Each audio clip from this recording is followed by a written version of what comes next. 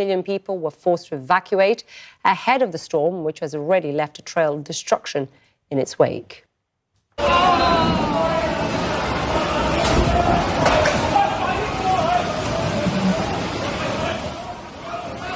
And you can see that the water burst through the windows at this Hong Kong hotel, sweeping people quite literally off their feet.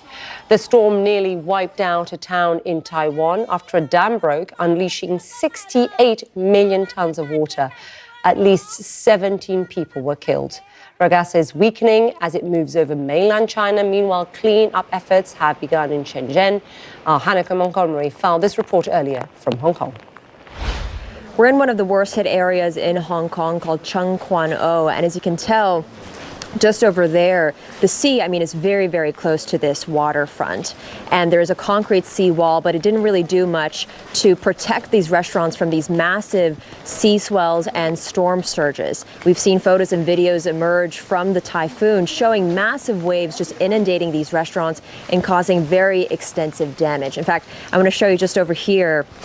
You can see the doors to these restaurants have come off their hinges.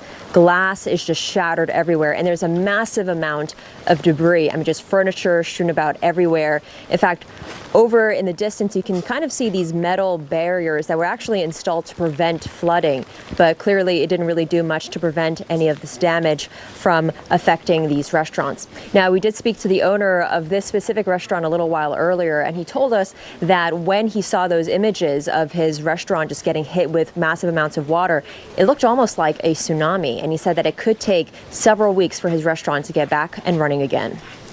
Across the group, we're pretty upset. We'll get through it.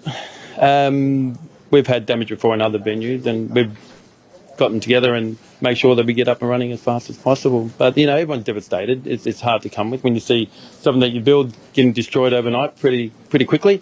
Now, as you can see, I'm standing in some flood water here, and it's pretty deep. It's nearly up to my knees. And this is just one of the many examples of pretty bad flooding that we've seen across the city because of this typhoon. Now, the storm has moved on from Hong Kong and Macau. It's currently hitting mainland China, but the